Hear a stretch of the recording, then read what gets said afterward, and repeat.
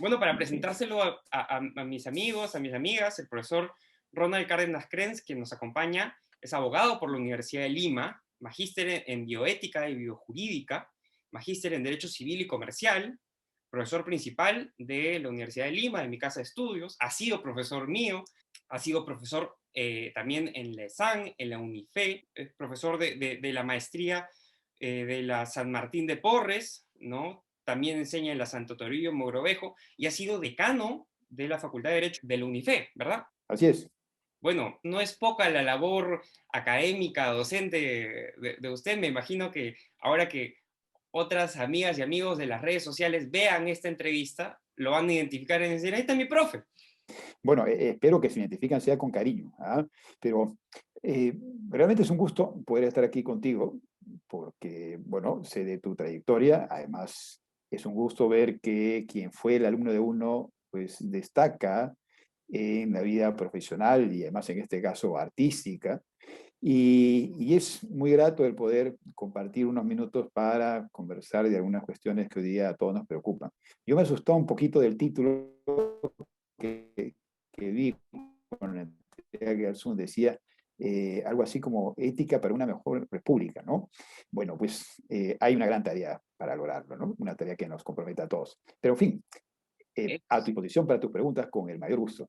Es un título pomposo, ciertamente, profesor, pero justamente creo que debe ser este tipo de conversaciones la base de eso, ¿no? De justamente construir una mejor república en base a valores, a principios, a establecer reglas, ¿no? Guías de comportamiento como persona y como colectividad. Creo que va por ahí el asunto. Bueno, también comentar unas cuantas cosas que se me habían escapado al presentarlo.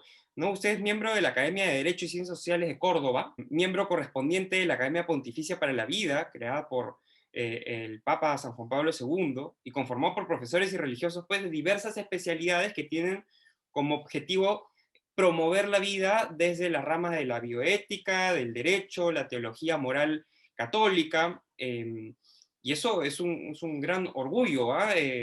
Que forme parte de estas grandes iniciativas. Ha sido Muchas presidente del gracias. Consejo del Notariado y superintendente de la SUNARP, que es un cargo grande, un cargo pesado, Sí. y creo que justamente eso es lo que llama la atención, ¿no? Una persona de probada solvencia moral, un gran académico, un profesor muy querido, que ha pasado por la gestión pública y ha sobrevivido el intento. Y eso es lo que me interesa muchísimo contar para también abrir esa posibilidad, esa puerta de la gestión pública, de la función pública, como un camino de vida, ¿no? Y usted lo dice en su artículo Ética y Gestión Pública, una visión desde el otro lado, el del 2008, en la revista del Poder Judicial que le comentaba por interno el otro día, usted lo dice, ¿no? No todo está perdido, no todos son malos, también hay personas con grandes valores y con muchas ganas de hacer país que están ahí en la gestión pública. Pero cuénteme un poco, cómo fue este proceso, este periodo y su paso por el Estado? Bueno, yo quiero decir que así como fuiste un aplicado alumno, es un aplicado entrevistador, que ha hurgado ahí entre algunos datos de lo que este servidor ha podido hacer. Bueno, mi experiencia en el Estado, en verdad fue una experiencia muy interesante. Yo ingresé al sector público el año 2001 y ciertamente es una experiencia muy grata. Yo estuve ahí hasta el año 2005 y lo interesante es el poder comprobar que no todo está perdido. Muchas veces tenemos la idea de que los empleados públicos son unos burócratas aburridos, etc. Sin embargo, no todo es así. Instituciones que hay personas buenas y malas en todas partes, en algunas más los primeros que los segundos, otros al revés seguramente, pero hay personas con vocación que están en el Estado y que prestan servicio de forma eficiente y desinteresada. Y tengo varios alumnos que pueden servir de ejemplo de ello, y eso es un orgullo, para, no solamente para uno como profesor, sino como persona, el ver que hay ciudadanos honestos y bien preparados en el sector público. Y por eso es que en estos tiempos en que se critica tanto al Estado, tenemos que ser muy cuidadosos. ¿Corrupción hay en el sector público? Sí, pero también la hay en el sector privado. Una lección que podemos sacar de la última experiencia vinculada con las vacunas es que, en primer lugar, la corrupción no tiene sexo, ¿no? O sea, no es solamente que los hombres sean corruptos y las mujeres no, no. No es tampoco que el sector público es el corrupto, también aquí hay personas privadas e instituciones privadas comprometidas. Algo muy triste de todo esto es que, de alguna manera, la ciencia, que tan poco apoyo tiene en el Perú, se ha visto golpeada con estos acontecimientos. Se ha visto golpeado también el prestigio de universidades privadas, pero en todo caso es importante reflexionar sobre esta experiencia, enmendar errores y con un propósito de enmienda muy claro, tratar de hacer mejor las cosas. Tarea que nos corresponde a todos, no solamente al Estado. Es una tarea grande, pero es una tarea que abarca además muchas instancias dentro del Estado, ¿no? Usted lo comentaba en su artículo, hay problemas en el ingreso a la función pública, ¿no? Problemas graves de corrupción, ¿no? De nepotismo, de partidismo, ¿no? Que de pronto de arranque ya pudren la manzana, por decirlo de alguna manera.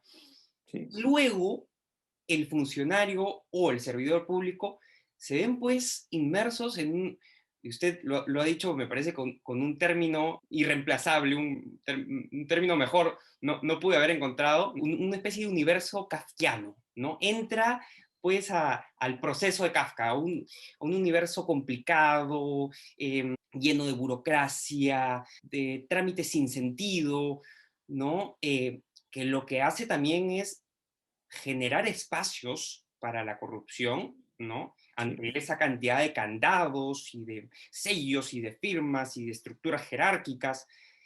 Además, mecaniza al servidor público, ¿no? Usted contaba una anécdota que se lo comentó un trabajador del BCR, ¿no? De un documento que había pasado, ¿no?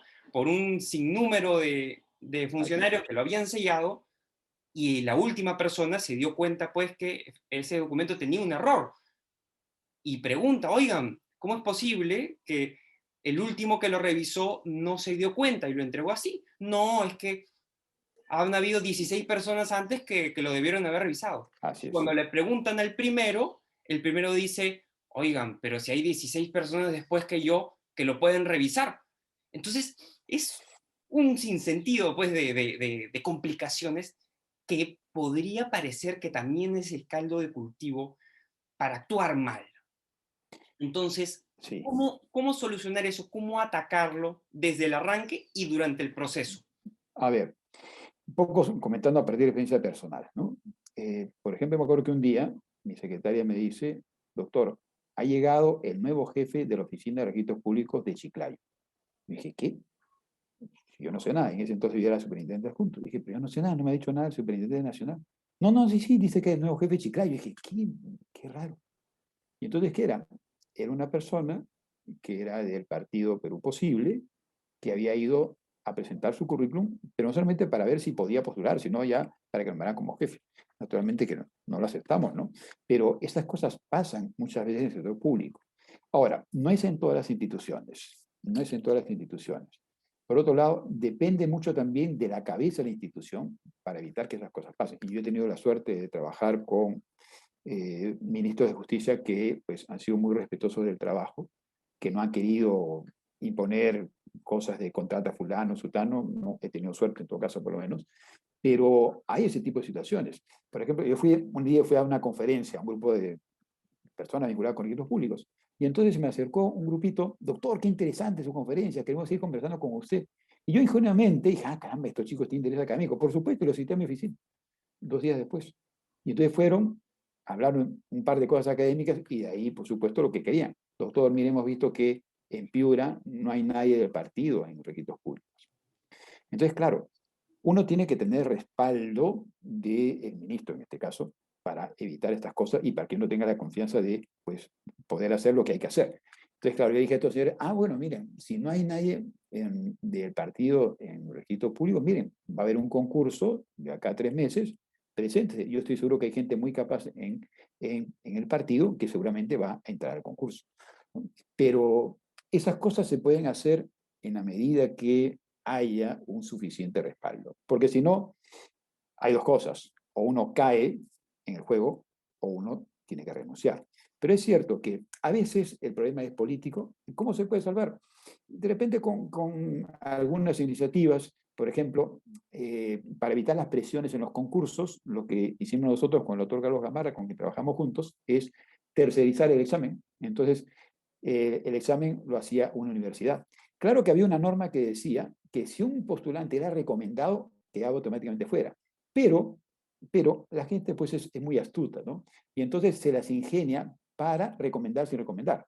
Por ejemplo, ¿no? Supongamos que tú presides tal institución y yo te digo, oye Emilio, qué gusto que estás ahí, qué bien, ¿no? Y yo voy a estar muy contento porque mi hijo está postulando a tu institución. Así que voy a estar muy contento de que trabaje con un jefe como tú. No te recomendó a mi hijo, pero indirectamente sí, ¿no? Y de eso hay mucho, ¿no? De eso hay mucho. Por más que la ley diga que no hay recomendaciones, se hacen de forma muy, muy aguda muchas veces, a veces de forma escandalosa. Pero el otro problema es la ley, el marco legal que a veces no ayuda, la burocracia, ¿no? Si, por ejemplo, si una persona trabaja en el Estado y se va de repente al supermercado y ve que los lapiceros pues están a 10 céntimos, están baratísimos, y dice, compren, no, señor, no se puede, hay que hacer todo un proceso, convocar después. Es toda una mecánica que hace que muchas veces el servidor público se sienta desanimado, desmoralizado, ¿no? Porque el sistema es muy complejo. Vivimos en un sistema muy positivista, muy legalista, y aparte el tema de la corrupción y de la injerencia política que a veces puede ser bastante grave. ¿Cómo podemos iniciar, más allá de este primer hito que usted menciona en el artículo, que es los códigos de ética, ¿no? Debe haber un código de ética por institución y ya esto es una opinión personal, creo que el código de ética de la función pública debe un poco engordarse, ¿no? Creo que debería echársele una papa más al caldo. Lo he visto, lo he revisado, es muy escueto, ¿no? Y justamente, pues, demuestra de alguna manera que mucho interés de parte del Estado no hay en sancionar o por lo menos en generar esta presión de, señores, hay unas reglas que ustedes tienen que seguir por el hecho de participar, ¿no? Dentro de esta estructura que se llama Estado, administración pública. Entonces, más allá de plantear este primer avance, que son los códigos de ética, ¿cómo generar un cambio que sea progresivo, pero que sea sostenible con el tiempo? Uh -huh. A ver, yo creo que los códigos de ética ayudan, pero no bastan. En realidad el problema, más que de dar leyes, es de aplicarlas y ejecutarlas. Ejemplo, el Congreso de la República. ¿Ah? Hay un montón de congresistas que tienen pues una serie de acusaciones y el Congreso por lo general no hace nada, ¿no? Entonces más le preocupa algo que dijo el señor Olivares que otro congresista que tiene una serie de acusaciones tremendas y escandalosas, ¿no? Entonces hay un problema de actitud, de compromiso por parte de las instituciones. Hay un problema también, creo yo, importante, que es que tenemos que motivar a los jóvenes a que ingresen al Estado. Por ejemplo, ha sido muy bonito ver a los jóvenes marchando y protestar a raíz de los acontecimientos políticos que todos hemos visto el año pasado. Y eso está muy bien. Pero ahora lo que toca es que esos jóvenes ingresen al Estado. Ingresen al Estado para que vean cómo es el monstruo por dentro y tratar de cambiarlo, y cambiarlo, por supuesto. Entonces, yo creo que ahí hay una gran tarea. Y mucho se habla de la generación del Bicentenario. Y muy bien, yo creo que la generación Bicentenario son esos jóvenes que protestaron, pero también son los jóvenes que están egresando a las universidades. Aquellos jóvenes, sobre todo, que en estos tiempos de pandemia se están esforzando, están estudiando, son esos jóvenes los llamados a tomar las riendas del país para hacer una sociedad mucho más justa, hacer un Estado que sea mucho más equitativo, mucho más eficiente. Entonces, yo creo que el compromiso tiene que ser de todos. Todos tenemos que participar de una u otra forma en el asunto público. Entonces, el hecho de ir a votar es importante. El hecho de interesarnos, por ejemplo, ahora que vienen elecciones, ver qué propone cada candidato, etcétera, etcétera, eso también es importante. Pero también entrar a servir. Creo que ese es un aspecto que se ha descuidado mucho. Antiguamente, si hablamos de derecho, por ejemplo, los mejores alumnos que egresaban de la Facultad de Derecho se iban a ser jueces. Hoy día, lamentablemente, no es así. Lo ideal sería que los mejores alumnos de Derecho sean jueces, ¿no? Y así en cada carrera. pero nos falta, yo creo, yo creo, mucho de eso, ¿no? Nos falta un compromiso, nos falta una actitud y nos falta aterrizar en la práctica, ¿no? Porque las empresas también hablan, sí, de responsabilidad social o pues, habla de códigos de ética, pero muchas veces es una cosa, es un bluff, es mera publicidad, ¿no? Por ejemplo, aquellas encuestas, los mejores lugares para trabajar y salen tales empresas. Y uno habla con la gente que trabaja y dice, no, no, nada que ver.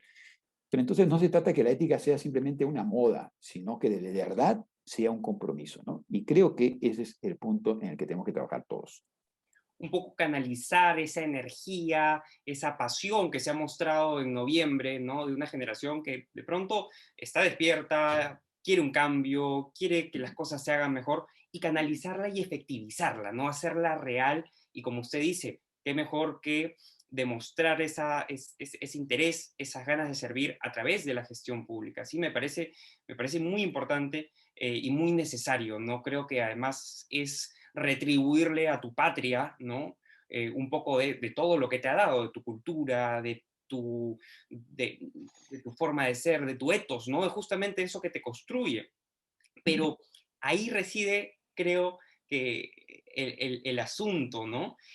¿Cómo lograr que quien desea participar de la administración pública entre con la idea de que tiene que servir al Estado y no servirse del Estado? Porque entiendo también y veo, ¿no? Muchas personas jóvenes que tienen ganas de hacer grandes cambios en el país, ¿no?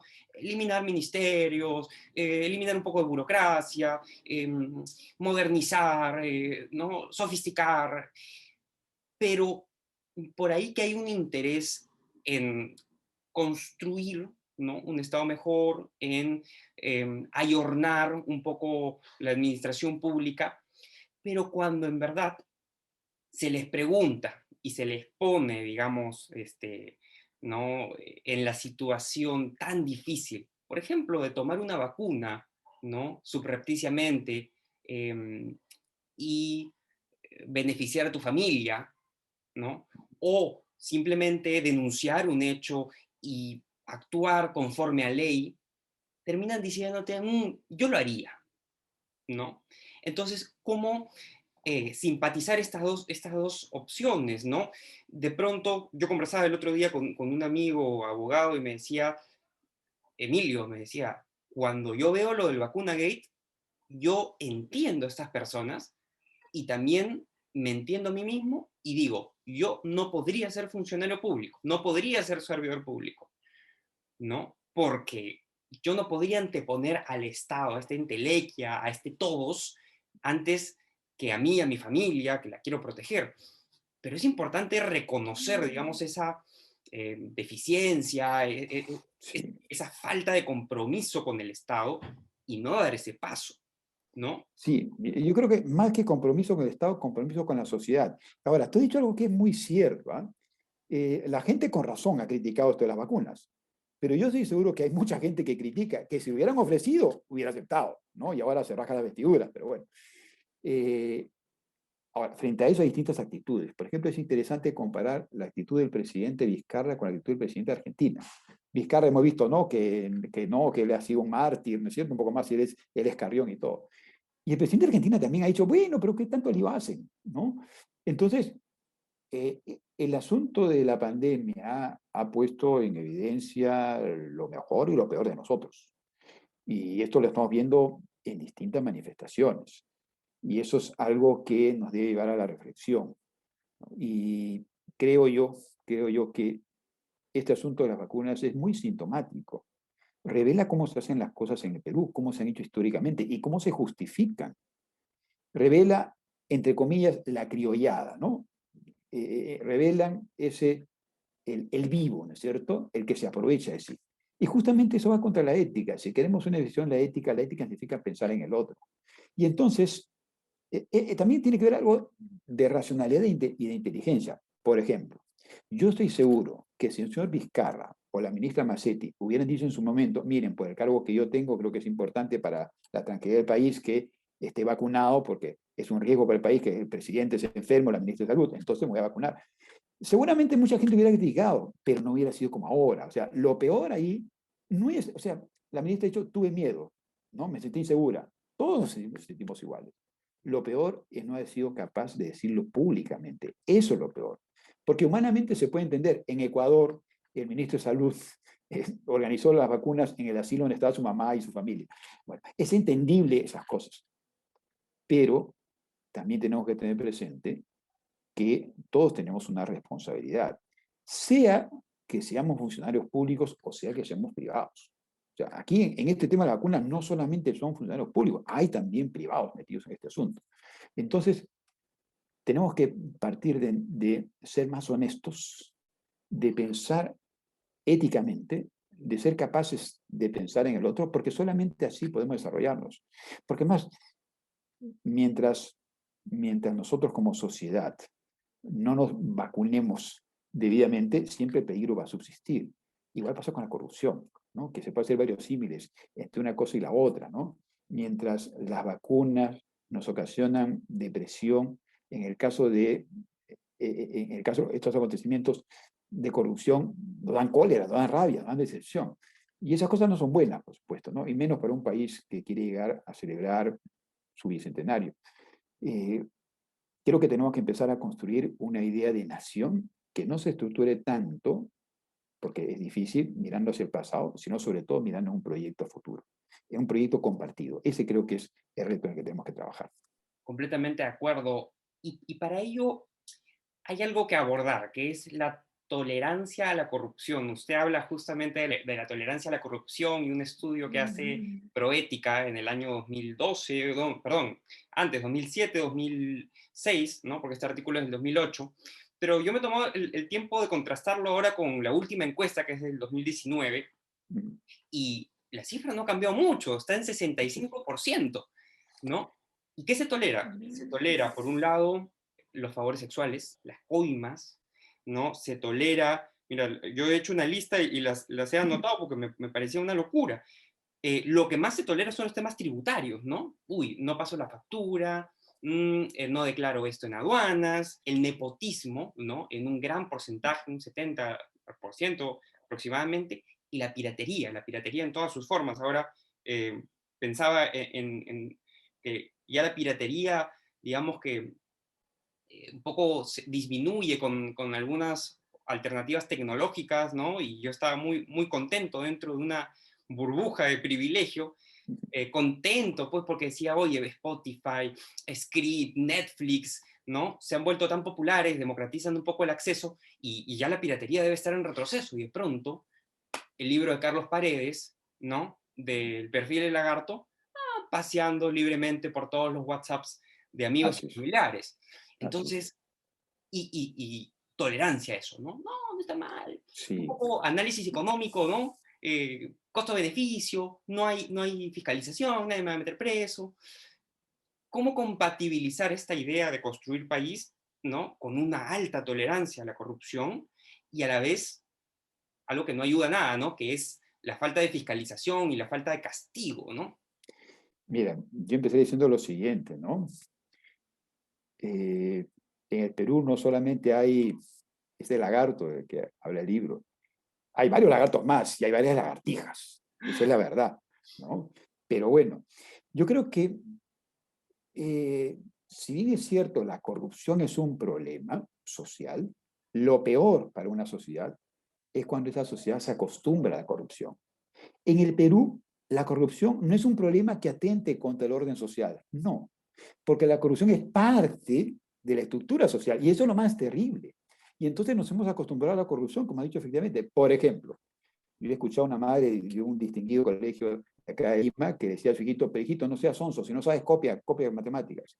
Por ejemplo, en la universidad, el que manda a hacer su trabajo se ufana, ¿no? Ni siquiera tiene la vergüenza, el decoro de no decirle, no, no, yo me lo hacer como si nada. En los matrimonios, la gente se mete a la cola. En todos los matrimonios, en todos los estratos sociales, nadie respeta la cola. Hijita bien y se va metiendo uno elegantemente, por supuesto, se va metiendo en la cola, ¿no? Entonces, ese es el problema, que estamos acostumbrados a la corrupción en todos los niveles, porque roba luz de repente el señor que vive en un pueblo joven y también el señor que tiene su casa de playa también roba luz, ¿no? Por ejemplo, vimos en el Congreso, ¿no? Que había antes el Comepollo, la roba luz. Bueno, pues la gente roba también, roba luz, roba cable, ¿no es cierto? Roba internet del vecino también, ¿no? Todo eso son actitudes que revelan que es un problema social. O sea, el problema no son solo los gobernantes. Ellos son una expresión, la más visible de la corrupción. Entonces, el problema está en la sociedad misma. Y mientras no cambie la sociedad, van a seguir llegando los mismos lagartos y lagartijas al poder. Entonces, tenemos que hacer un cambio. Tenemos que empezar por ser conscientes de que la corrupción no puede ser algo que se normalice. El problema es que está así. Y la gente acepta lo más normal. Y la gente, como dice, compra un libro pirata, compra, ¿no?, hace una película pirata como si nada, ¿no? Y eso tenemos que cambiar. Entonces, es un problema educativo, es un problema de formación. Y en eso todos tenemos una labor. Por supuesto, una gran labor tienen los maestros en los colegios, sí, pero también los medios de comunicación. También. Todos en la sociedad tenemos ahí una enorme responsabilidad en todo esto. Un poco de pronto, ya para llevarlo al campo académico y a su especialidad, eh, ¿no? Como profesor, ¿se necesita una mayor conciencia de la ética kantiana? ¿Podríamos ir por ese camino del deber, del imperativo categórico de hay que hacer el bien porque hay que hacer el bien, no porque no me están mirando, entonces ahora no lo hago más tarde? Yo creo que habría que apuntar a una ética humanista. En una sociedad que se ha vuelto utilitarista, tenemos que rescatar el humanismo. El utilitarismo es, me vacuno como sea. El utilitarismo es pago por conseguir una cama, pago por conseguir un nombramiento, ¿no? El fin justifica los medios. Y esa es la cultura que está muy difundida entre nosotros, lamentablemente. Entonces, frente a eso, está una visión personalista, una visión humanista, en donde puede estar Kant, en donde puede estar también McIntyre, distintos autores pueden contribuir en esto, pero para decirlo en términos mucho más sencillos, yo creo que es importante, en primer lugar, tener presente la importancia de buscar el bien. Tener presente que no se trata de buscar mi bienestar, sino el bienestar de la sociedad, que finalmente nos beneficia a todos. Tener presente que cada persona debe ser considerada como un fin y no como un medio, y ahí está Kant. Tener presente también la importancia de la virtud, ¿no? Se habla hoy en día también de la ética de la virtud. Rescatar las virtudes, la virtud de la honestidad, la virtud de la lealtad, etcétera. Entonces, por ahí también creo que tenemos que trabajar. No quedarnos en una visión meramente legalista de la ética, porque hay leyes que pueden ser morales y otras que pueden ser inmorales, sino buscar algo más trascendente.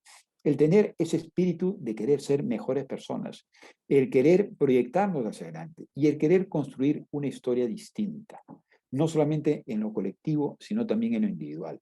Entonces, es una de las grandes tareas, creo yo, que tenemos pendientes. Y es una tarea que, repito, tiene que ser abordada de forma colectiva. O sea, el problema ético que tenemos no lo va a solucionar ninguno de los candidatos presidenciales. No, alguno hará más que otro. El problema depende de la sociedad misma, que haya un compromiso suficiente de todos para hacer que las cosas caminen mejor. Había una cita con la que usted cierra su artículo que me gustó mucho y quisiera compartirla ahora antes de pasar a las preguntas de nuestras amigas y amigos que están presentes. Em, y la voy a leer, es de la filósofa española Adela Cortina. Las transiciones políticas son posibles por las transiciones éticas. Las negociaciones de los políticos tienen un corto alcance sin el suelo firme del etos, del carácter de las personas y de los grupos. Los hábitos del corazón de los pueblos son indispensables para construir un orden social determinado, pero también para mantenerlo y profundizar en él. Yo creo que es básicamente lo que usted ha dicho, ¿no? El cambio viene de abajo. Por ejemplo, mira, una cosa que puede notarse hoy en día. Hablamos mucho de tolerancia. Sin embargo, vivimos en una sociedad donde todo el mundo se cree dueño de la verdad, donde nadie acepta estar equivocado. Nadie. Vemos en las explicaciones que dan quienes se vacunaron, los responsables del procedimiento, se tratan de justificarse en vez de reconocer humildemente que se equivocaron. Entonces, nos hemos vuelto soberbios, nos hemos vuelto vanidosos. Cuando el otro piensa algo distinto, el otro es el fundamentalista, el otro es el cerrado, el otro es el intolerante, cuando en verdad nosotros mismos lo somos. Habría que preguntarle a las personas, ¿cuándo ha sido la última vez que has sido capaz de reconocer que estás equivocado? Y lo vemos, por ejemplo, con ejemplos muy concretos que la neurociencia podría explicarlo, que se vincula, por ejemplo, con eh, una tesis que postula que cuando creemos algo, buscamos nosotros siempre aquello que refuerce esa idea y rechazamos completamente aquello que es distinto. Hubo un estudio que se hizo en Estados Unidos entre un grupo de chicos que estaban a favor de la pena de muerte. Les dieron varios textos. De los varios textos, la mayoría eran en contra de pena de muerte. Y había un par que eran a favor de pena de muerte. Después que los chicos leyeron, le preguntaron, ¿y qué cosas has leído? Los chicos solamente mencionaban aquellas ideas que estaban en su favor y no las otras, ¿no? Y eso pasa ahora cuando se discute, por ejemplo, sobre la ivermectina, ¿no? O cualquier otra cosa que se ha discutido estos últimos tiempos. Todos nos creemos dueños de la verdad. Y entonces estamos a la expectativa de cualquier cosa que confirme lo que nosotros estamos pensando. Eso se llama la trampa de la confirmación. Y entonces, ese es un gran problema. Y que va amarrado con otro. El ser capaz de aceptar estar equivocados tiene que ver con la humildad, tiene que ver con la honestidad, tiene que ver con la capacidad autocrítica. Y eso es algo que nos falta bastante. Somos expertos en crítica de más, sí, pero la pregunta es, ¿qué tan capaces somos de autocriticarnos, de reconocer nuestros errores, de hacerlo público y enmendarlo? Esa es una de las grandes dificultades de nuestros tiempos, nuestra incapacidad para aceptar la posibilidad de estar equivocados. Todos nos creemos dueños de la verdad. Y al que no piensa igual que nosotros, lo tachamos, lo marginamos, protestamos contra él, ¿no es cierto? Lo insultamos en las redes sociales, etc. Hemos perdido esa capacidad de apertura, de escuchar al otro. La tolerancia significa buscar juntos la verdad. Y esa debe ser nuestra tarea. Tema sensible, ¿no? Que usted aborda para un bachiller en Derecho, para un futuro abogado. Creo que es una gran trampa para esta profesión de la abogacía, justamente el querer que su verdad, que una verdad prevalezca sobre la otra, ¿no? Párate un poco de la litis, pero es difícil y se va formando una cultura personal de invalidar el argumento del otro, de decir, no, estás equivocado, yo tengo la razón, ¿no? ¿Cómo enfrentar estos propios demonios? En la abogacía, sobre todo, ¿no? Bueno, sí, ahí hay que hacer un gran trabajo de exorcismo, ¿no? Pero eso parte de desarrollar la capacidad de autocrítica, ¿no? Y eso se enseña con el ejemplo, y eso se enseña desde abajo, ¿no? No es fácil, es bien complicado, es bien complicado. Y es triste porque, por ejemplo, en distintos temas, por ejemplo, el tema del aborto, la eutanasia, el tema de si votar o no por tal persona. Entonces, si tú piensas como yo, ah, qué bien. Si tú piensas, ah, no, pero qué barbaridad, ¿cómo puede ser? No, tú eres así, tú eres así, tú eres un libertino, tú eres un cucufato. No. Lo importante es sentarnos y escuchar al otro. A ver, tú piensas esto, piensas otro. A ver, dime a ver, por qué, ¿no? De repente tienes razón, ¿no? O de repente no, pero ser capaces de escuchar al otro, pero no, ¿no? Entonces el otro piensa distinto y lo tachamos, lo marginamos, ¿no es cierto? Y eso está mal. La ciencia, la ciencia avanza no por las verdades que descubre, sino por los errores que va descubriendo en el camino. No existe por eso verdades absolutas, sino aproximaciones a la verdad. Y ese es el procedimiento que tenemos que nosotros mismos aplicarlo. Porque si nosotros partimos de una idea y no somos capaces de aceptar el hecho de que somos seres falibles, entonces, repito, vamos a caer en la soberbia. Y estamos nosotros en ese mundo, en donde uno tiene sus ideas, otro tiene sus ideas y no somos capaces de conversar.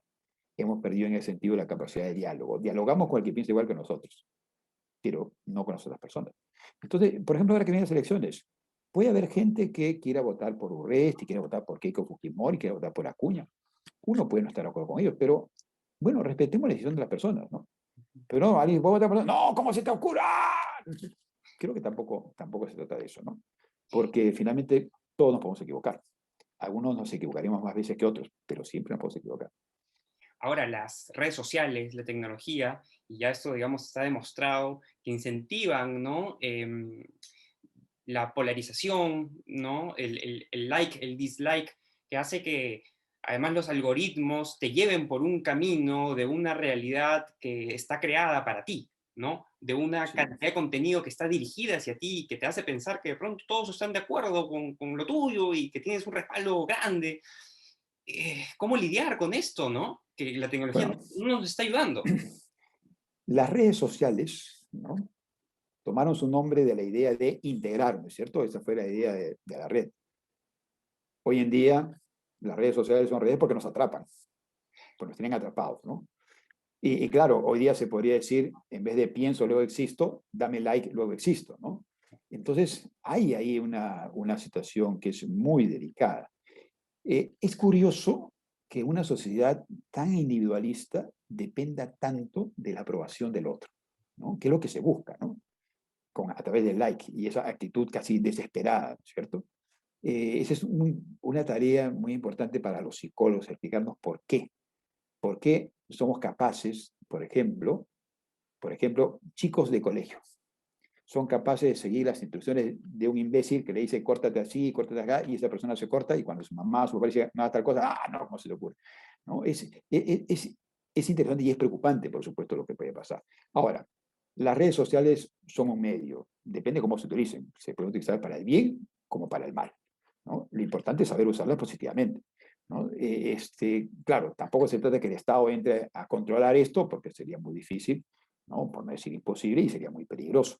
Pero hay nuevos retos que se nos plantean. Por ejemplo, en Portugal hace unos años tenían un gran problema porque las chicas, como en tantas partes, están muy ansiosas por tener su celular cargado. Entonces, chicas de 15 años empezaron a ofrecer desnudarse ante la pantalla, ¿no? Ante cualquier fulano que les recargara su celular, ¿no? Entonces, claro, ¿cómo se controla eso? Es bien difícil, ¿no? Es bien difícil.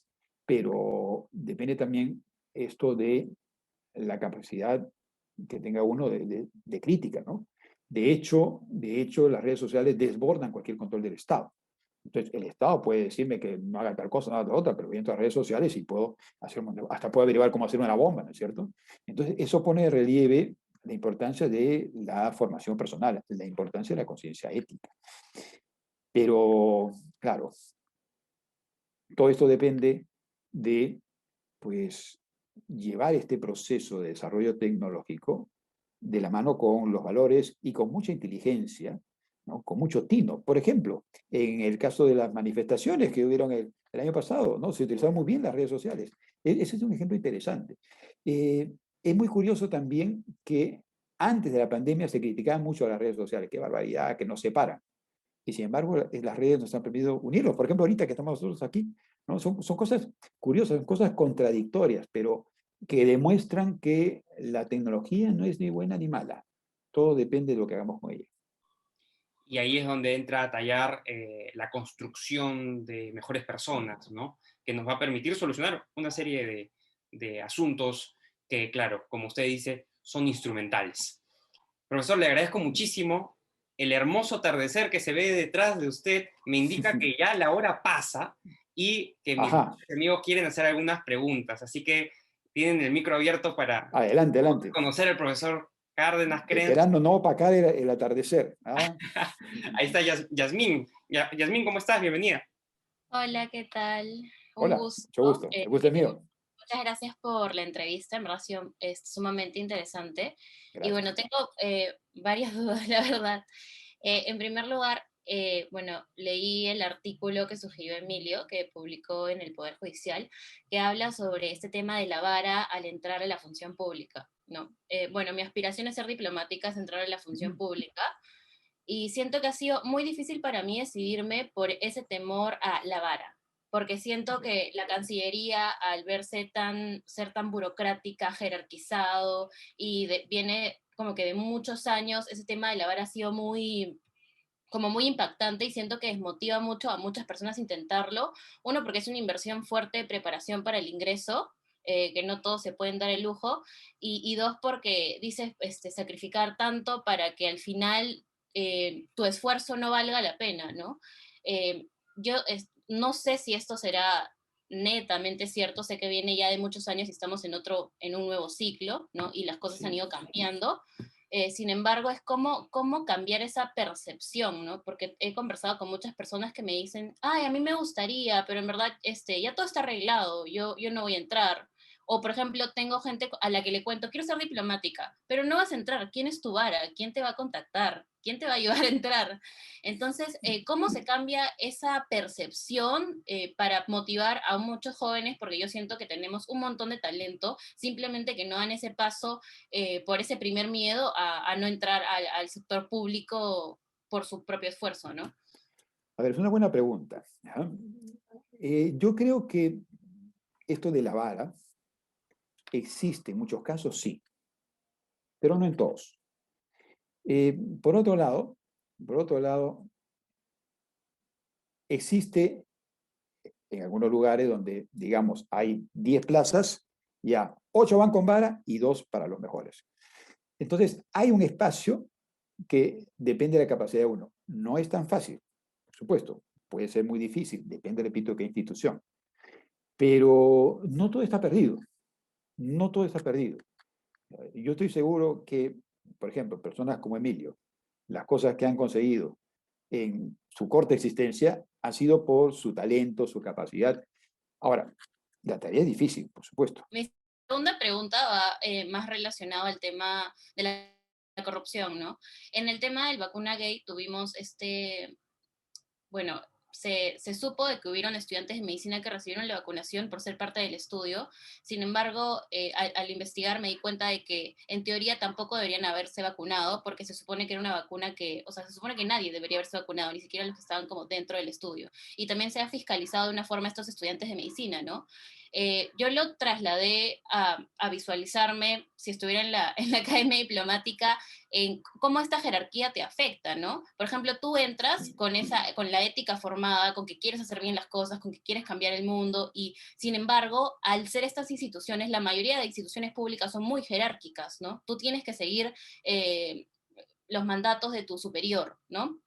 Entonces, ¿a qué tal punto, cómo se podría contrarrestar que tú entras en una posición de subordinación en la cual de repente acatar un mandato viola tu ética, ¿no? Y a veces, muchas veces, sé que si tú no la acatas, eres separado.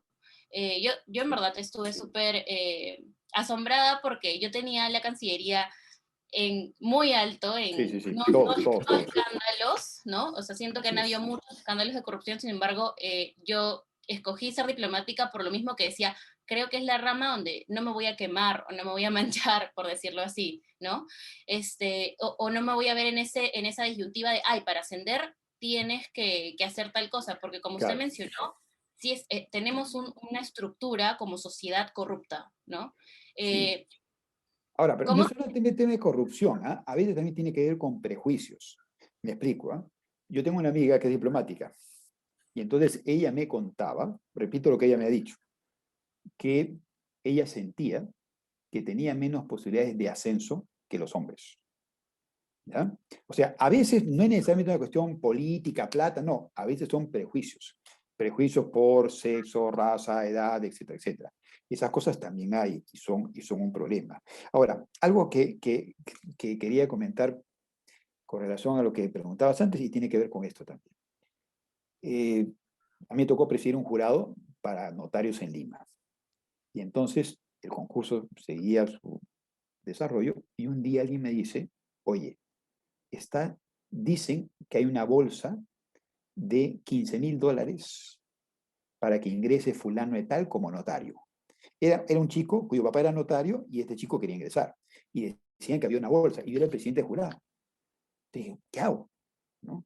¿Qué hago? A mí no me ha hecho nada, por supuesto. Y entonces, lo que hicimos fue lo siguiente.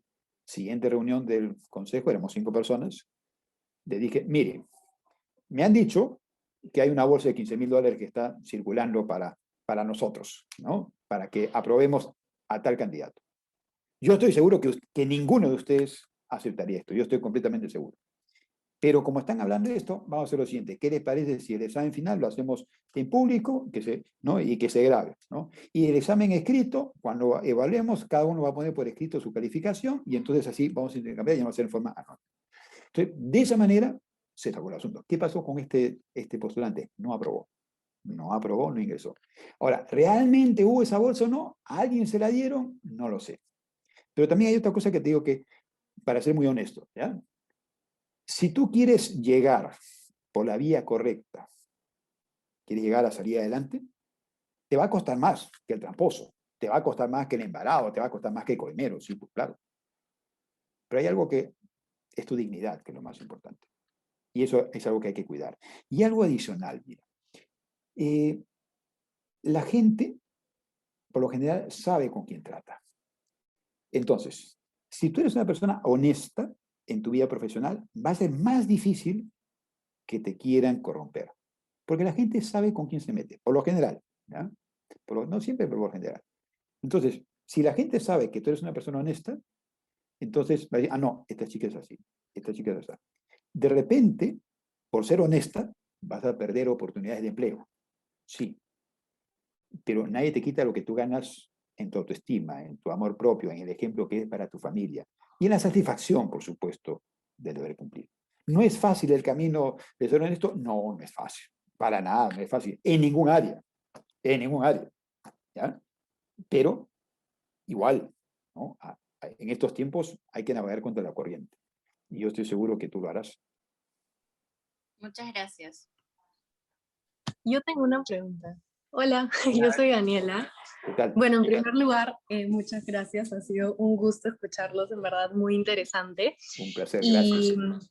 y bueno, mi pregunta va relacionada con lo que dijiste de las leyes, que tiene que ser más que solamente hayan un montón de leyes, sino que hay que aplicarlas. O el código de ética, por ejemplo. Entonces, yo soy comunicadora, estudio comunicación, me estoy especializando en comunicación para el desarrollo, y nosotros lo que vemos en el tema, por ejemplo, de proyectos sociales, cuando no se aplica la ley, es porque las personas no la entienden. O sea, usan la razón, pero tal vez ven otro beneficio y por eso no la aplican. Y nosotros utilizamos estudios cualitativos, como por ejemplo análisis CAP, indicadores de sensibilidad con respecto a algunos temas, para a partir de ello recolectar información y aplicar mecanismos de monitoreo de soporte que se ajusten a esos mecanismos de monitoreo.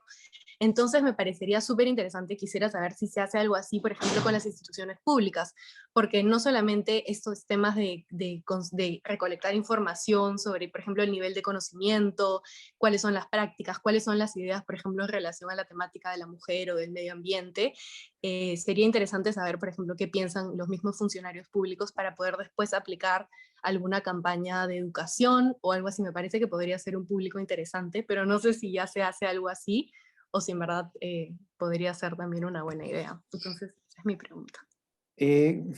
A ver, yo creo que el Estado tiene un serio problema de comunicación.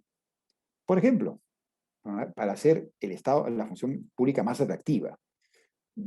Es bien difícil que alguien se emocione, yo quiero trabajar en el Estado. No. En derecho vemos que los alumnos dicen, yo quiero estar en tal estudio, quiero estar en tal estudio. Nadie dice, yo quiero estar... No. Entonces, el Estado tiene que saber comunicarse mejor para ser más atractiva la función pública. Pero por otro lado, es cierto, las leyes muchas veces no se entienden. En los procesos judiciales se usa una jerga que es bastante difícil de entender. Por ejemplo, agregues a los autos. En vez de decir agregues al expediente, agregues a los autos. O se meten ahí frases en latín para impresionar, para sonar más pomposo. Y eso hace que el derecho se aleje de la población. Y entonces ese es un problema. Por eso es que muchas veces la gente no entiende una sentencia. O no entiende cosas que, si le explican bien, uno lo puede comprender. Por ejemplo, un tipo había asesinado a una mujer y reconoció que la había asesinado ante la policía en Piura. Pero después esa declaración no valió y dijeron, ¡qué barbaridad! Corrompió. No, y no valió la declaración. ¿Por qué? Porque no estuvo presente su abogado. Pero hay que explicarle a la gente eso. Y la gente muchas veces no lo sabe. Entonces, por ahí también hay una necesidad de una mayor divulgación jurídica. Y en ese sentido, los comunicadores tienen la oportunidad y a veces la responsabilidad de divulgar el derecho, como no lo saben hacer muchas veces los jueces y los abogados. Ustedes ven que cuando habla un juez, por lo general, no se le entiende, ¿no? Para empezar, el juez empieza a hablar y ya, cuando está empezando a contestar la pregunta, ya el periodista dijo 4 preguntas. Pero necesitamos comunicadores que conozcan también de leyes, ¿no? Y, por ejemplo, yo me acuerdo una vez, estaba yo en la UNIFE y se apareció Verónica Linares, esta chica de Canal 4. Y ella dijo, me dijo, Mira, ve, yo estoy en televisión, yo hago muchas entrevistas políticas, pero me doy cuenta que hay cuestiones de derecho que no conozco. Entonces yo quería pedirte, ¿no? Si fuera posible llevar algunos cursos de derecho. Y Verónica llevó algunos cursos, ¿no? Y eso le dio a ella una mayor solvencia.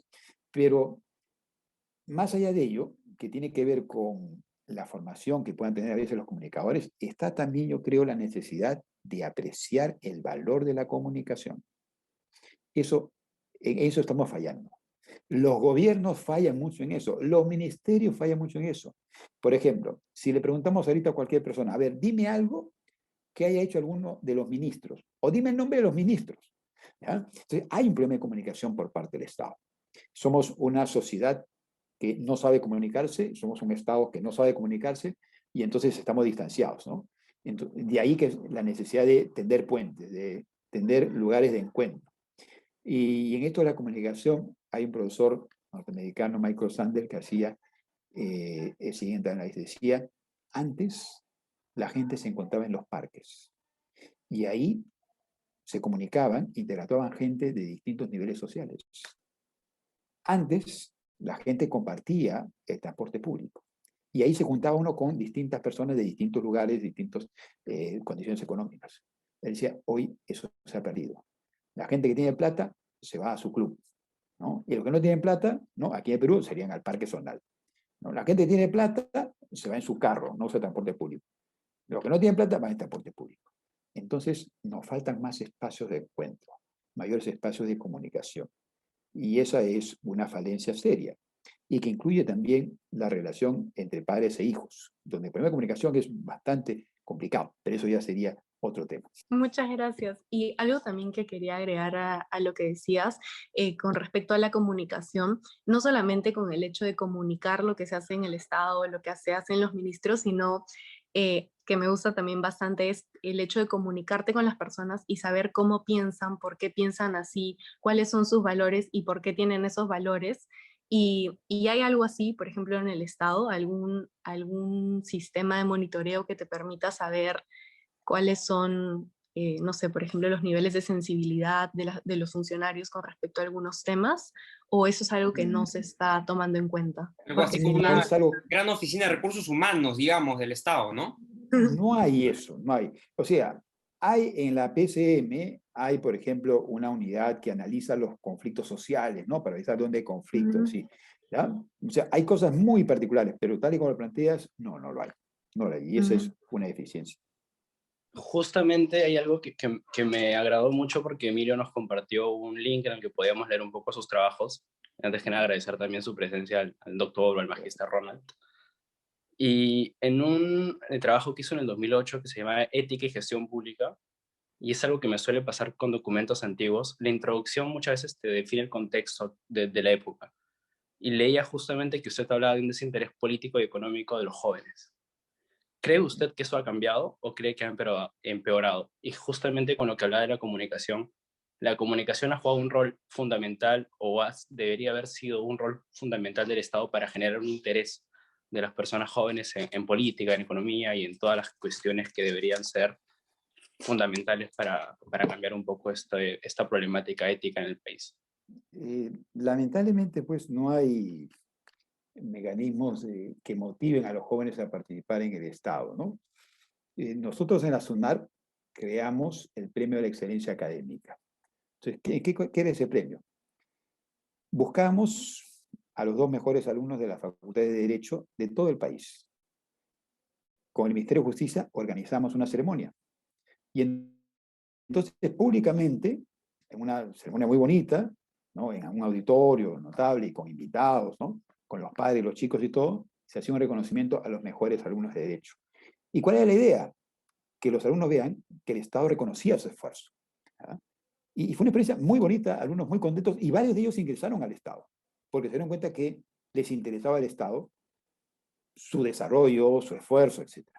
Pero iniciativas así casi no las hay, lamentablemente. Entonces, si los jóvenes no encuentran espacios en ese sentido, pues eso va a hacer también que el Estado se deslegitime más, ¿no? Haya menor interés, mayor rechazo, etc. creo yo que nos falta mucho en ese sentido. No se trata tampoco de crear pomposamente un Ministerio de la Juventud, no, sino que esto es una política transversal en todos los niveles del Estado de pues, tratar de acercar más a los jóvenes. Y para acercar más a los jóvenes al Estado, el Estado tiene que acercarse más a los jóvenes, ¿no? Entonces, programas sociales, becas sociales han sido importantes, sí, en este acercamiento del Estado hacia los jóvenes, pero todavía nos falta mucho. Y creo que eso es algo que tendría que abordarse. Y más todavía a raíz de las protestas que han habido, sobre todo de jóvenes y adolescentes, ¿no? A raíz de los acontecimientos políticos que todos conocemos. Muchas gracias por la respuesta. Creo que tiene usted mucha razón en eso, ¿no? Creo que justamente con lo último que ha pasado y con los acontecimientos que hemos visto, deberíamos aprovechar tal vez eso, o debería el Estado aprovechar para generar ese interés, ¿no? Y trabajar justamente en que la juventud sea quien genere un poco el cambio, ya sea ético, social o político en el país. Algo interesante, si puedo comentar un poquito, es Sí, que, claro. por ejemplo, Ociptel, hace poco escuché que estaba trabajando con influencers para comentar lo que ellos hacían en las redes sociales, para que las personas conozcan su labor, cuáles son sus derechos y que sepan a quién recurrir cuando no se están cumpliendo, ¿no? Entonces me pareció algo súper chévere y que ya se está modernizando un poco y que busquen llegar a la juventud de esa manera. Es una buena idea, ¿no? Y aprovechar las redes sociales, que son el mejor canal de contacto con los jóvenes, para pues interesarlos en el Estado y además interesarse en ellos para recoger sus inquietudes, sus demandas, etcétera, ¿no? Buenas noches, profesor Cárdenas, ¿qué tal? Agradecerle por su tiempo, más que nada, por habernos brindado este pequeño espacio. Y quería hacerle una pregunta, ahora que ya viene todo este tema de las elecciones, ya falta muy poquito.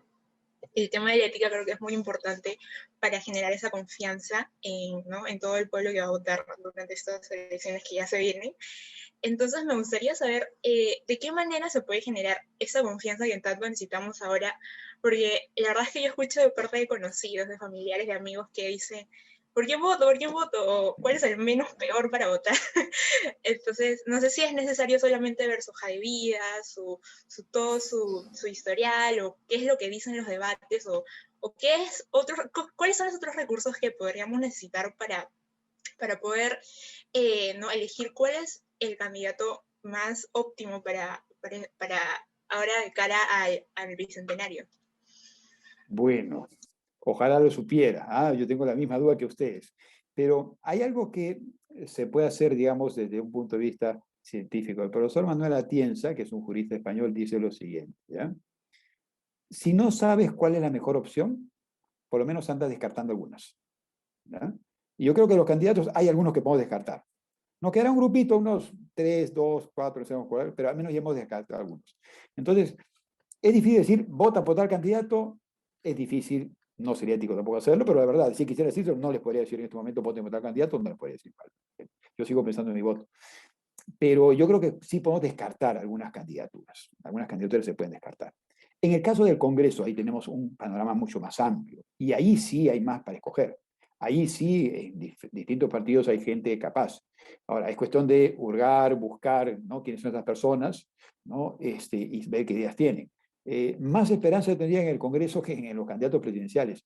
Pero bueno, hay lo que hay, ¿no? Y dentro de eso tenemos que escoger efectivamente lo menos malo, ¿no? Y ojalá que no nos equivoquemos demasiado. Pero eso sí, va a ser un gobierno complicado, porque quien gane no va a tener mayoría en el Congreso. No va a tener mayoría en el Congreso. Y entonces se van a repetir muchos problemas que se han dado en los últimos años con los demás presidentes.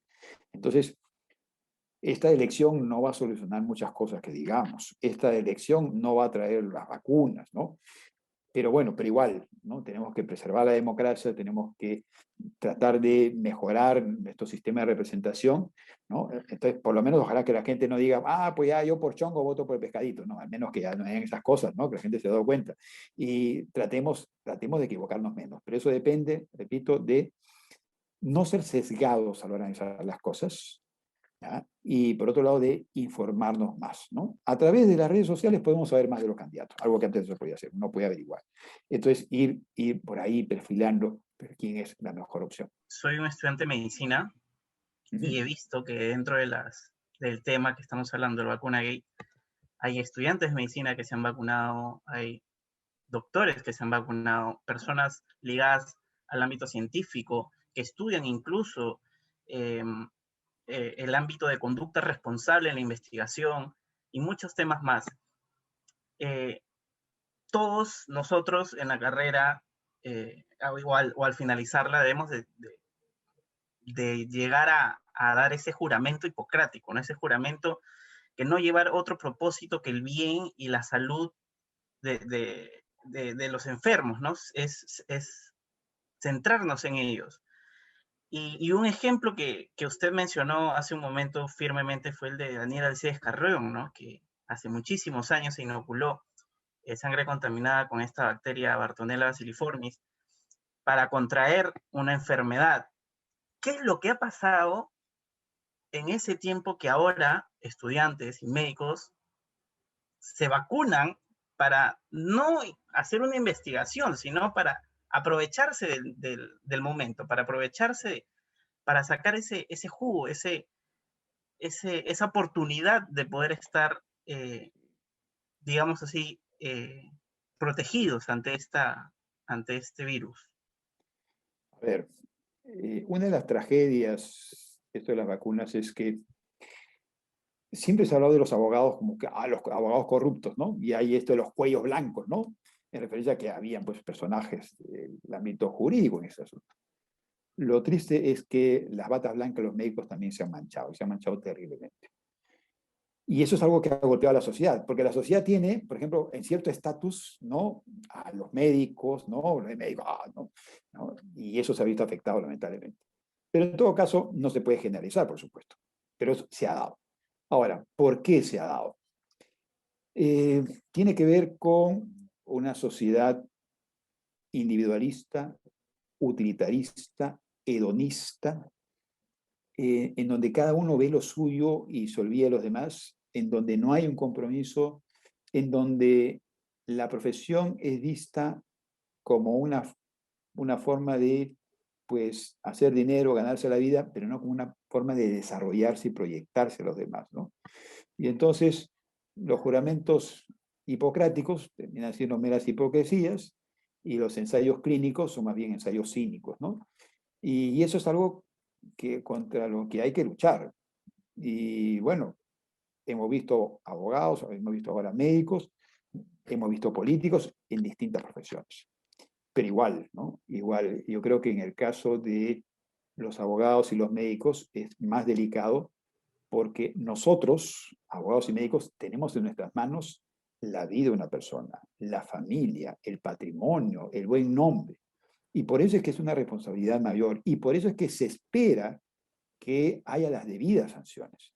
El problema está en que muchas veces los colegios profesionales aplican lo mismo que el Congreso, o torongo no come torongo. Y entonces el colegio médico a veces no sanciona a quien debe sancionar, o el colegio de abogados, o el colegio de arquitectos, etc., ¿no? Pero también ahí dependerá mucho bien de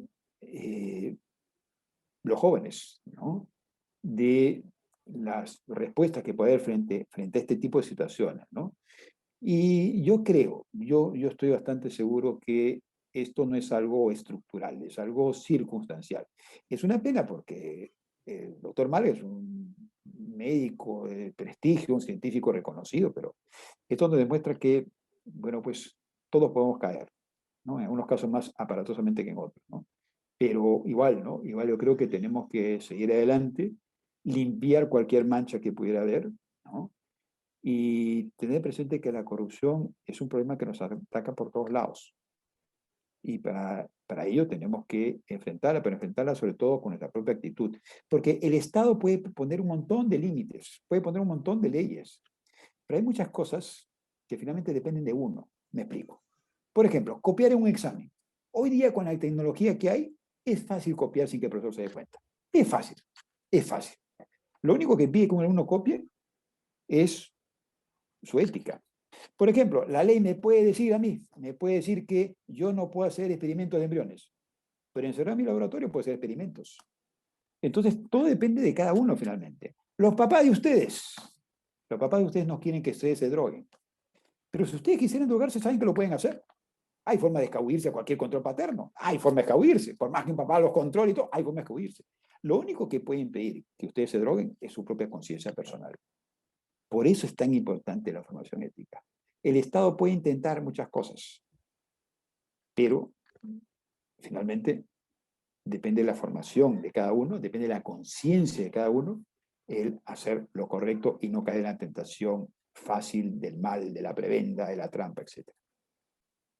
Claro, claro, muchas gracias, en verdad. Y justamente quería llegar a ese punto, al tema del individualismo, ¿no? Que hemos crecido, o mucho de nuestras generaciones ha crecido con eso, ¿no? De que tienes que estudiar para ser el mejor, para que tengas una vida tranquila, para que puedas ganar mucho dinero, pero nunca nos han enseñado algo que usted mencionó hace un momento, que es el compromiso con la sociedad.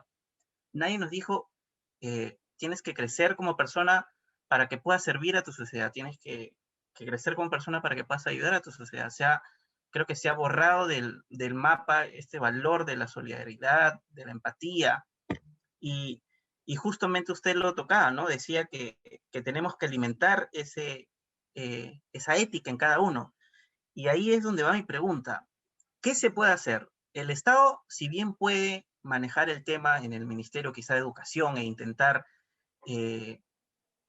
meter a la malla curricular de los estudiantes algunos temas de ética o cursos de ética, que no sé la verdad si ahora se dan, cuando yo estudié en el colegio nunca me enseñaron absolutamente nada de ética, ni en la universidad, estando estudiando, bueno, me enseñaron un curso de bioética que duró un ciclo y nunca más volví a tocar ética, estudiando medicina.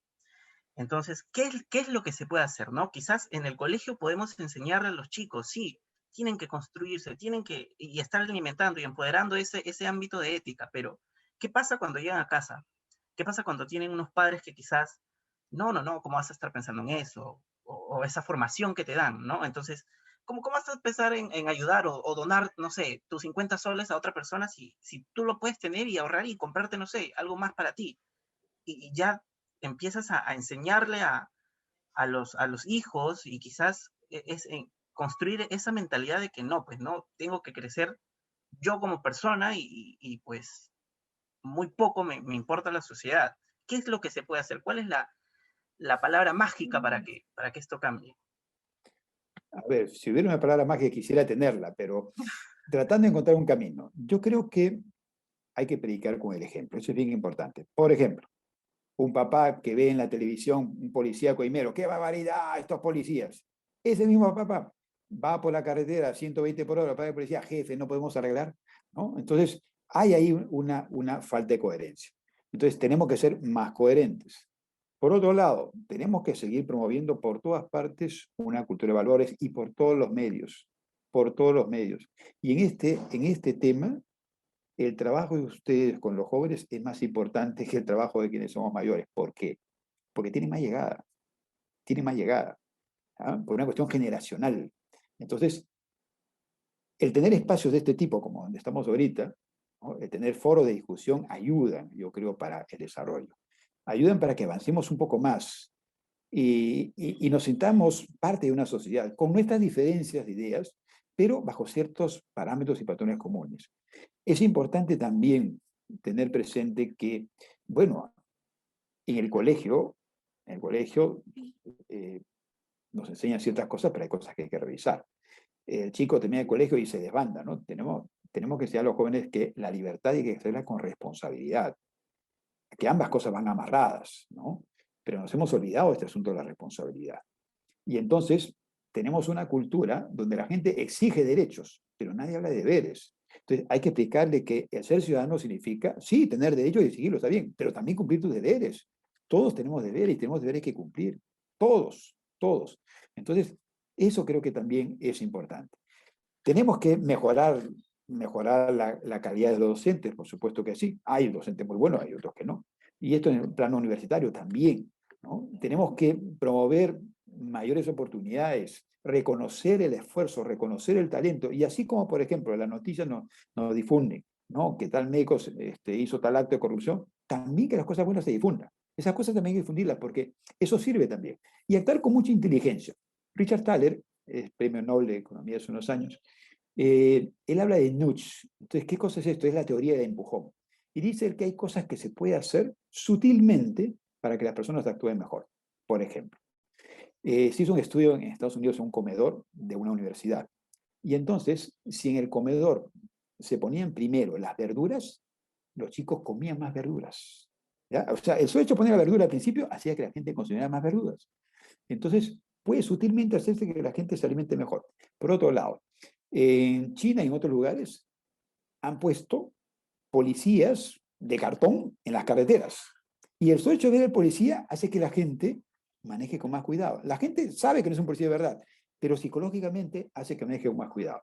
Luego, en Bélgica han puesto estos cruces de cebra que hay en la pista, los han pintado en 3D. Entonces uno viene manejando y piensa que hay una cosa encima, ¿no? Entonces, psicológicamente hace que la gente actúe mejor. Y hay un ejemplo que no es muy elegante, ¿ya? Pero que es muy gráfico. A alguien se le ocurrió lo siguiente. Hay un problema en los servicios higiénicos para caballeros. No voy a entrar en detalles escabrosos, pero los pisos suelen andar muy mojados. Entonces a alguien se ocurrió en el aeropuerto de Ámsterdam poner dentro del urinario una mosquita. Y entonces los usuarios del servicio, cuando iban a atender sus necesidades hidráulicas, se entretenían tratando de darle a la mosquita y entonces dejaron de mojar el piso. Entonces, una gran medida para que los pobres empleados no tuvieran que limpiar tanto. Entonces, hay medidas que se pueden manejar desde el punto de vista estrictamente racional de la comunicación. En otros casos puede haber medidas muy sutiles que sirven para motivar. El ver que, por ejemplo, se reconoce el esfuerzo de un alumno en medicina, por ejemplo, que hizo un buen trabajo, va a hacer que otros también quieren hacerlo. Entonces, tenemos que usar toda nuestra inteligencia para hacer que la gente actúe mejor, para ayudarlos, para formarlos. Ahora, en esto habrán ideas mejores, habrán ideas peores. Por ejemplo, una idea que a mí no me parece, pero se las cuento, es que en Estados Unidos están preocupados por el embarazo adolescente. Entonces dijeron, para que las chicas que han salido embarazadas siendo adolescentes no tengan un segundo bebé, vamos a darle $1 cada día. Entonces, a las chicas que eran madres, siendo jóvenes, decían, mira, te voy a dar $1 diario si es que no tienes un segundo hijo. Claro, es una forma de tener motivar a que no tengan hijos, pero ahí sí yo creo que ya es discutible, ¿no? Porque más bien habría que darle ese $1 a la que no esté embarazada, pero en fin, hay que pensar medidas inteligentes que ayuden a que la gente sea mucho más responsable, ¿no? Y creo que los ejemplos, lo que uno ve en la televisión, lo que uno ve en las noticias, puede servir también para formar una mejor ciudadanía y hacer de este un país mucho mejor, ¿no? Y estando próximo a nuestros 200 años, bueno, la verdad no hay mucho que celebrar, ¿no? Tantos muertos que han habido, tantas cuestiones políticas, pero yo creo que es momento de mirar hacia adelante, mirar hacia el futuro. La idea de nación, como decía hace un rato, parte de un proyecto común, un proyecto colectivo, un proyecto que nos identifique y que nos congregue a todos. Personas de distintas regiones, de distintas razas, de distintas edades, etcétera, ¿no?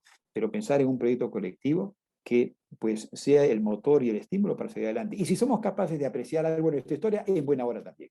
Pero sobre todo la nación es una promesa y tenemos que comprometernos aquí. Profesor, ha sido pues un gusto enorme para mí escucharlo, escuchar además tantas cosas que yo recuerdo haberlas conversado con usted en clase. De hecho, Daniela se ríe y me escribe por interno y me dice, oye, eso que tú siempre dices, ¿lo has aprendido de tu profesor? Y le digo, sí. Pues muchas gracias. Contaba yo el ejemplo del aeropuerto de Ámsterdam de manera bastante menos elegante que usted, y ahí Daniela me ha chapado y me ha dicho, oye, eso lo has aprendido de tu profesor Cárdenas, efectivamente. Y qué lindo tener este espacio fuera de la universidad, ¿no? Un espacio que se ha creado de forma espontánea, ¿no? Para poder conversar esto y lo que usted dice, ¿no? La necesidad de estos foros para dar ese primer paso. Como usted comprenderá y habrá visto, estamos llenos de preguntas del cómo, ¿no? Cómo cambiar, cómo hacer, cómo transformar, pero no nos damos cuenta que haciendo este tipo de acciones, este tipo de conversaciones, de entrevistas, ya estamos avanzando un poquito. Y acá yo le cuento, Renato, bueno, nos comentaba que viene de la Escuela de Medicina, pero está Ciro, que viene de Ingeniería Aeroespacial, está Daniela, que es de Comunicaciones, está Camila, que es de Ingeniería Ambiental, y bueno, Jasmine de Derecho, y Luisa de Arquitectura, que han estado escuchando y participando de manera muy activa, y pues ellos van a llevar estos comentarios, estos ejemplos, estas guías que hemos de pronto esbozado a sus familias, a sus grupos de amigos y también a esta red de contactos de sus disciplinas, ¿no? Y ahí estamos abordando el problema y aportando con un granito de arena, como se dice. Creo que es fundamental y le agradezco bastante su tiempo, profesor. No, no, por nada. Más bien ha sido interesante estar ante un auditorio multidisciplinario, ¿no? Y las preguntas muy inteligentes que han hecho han permitido, espero yo, poder aclarar algunas cosas. Y hay algo adicional que quiero decir, fíjense. Todo el mundo se lamenta de que las clases no sean presenciales, no tenemos en las aulas. Sí, es para lamentarse.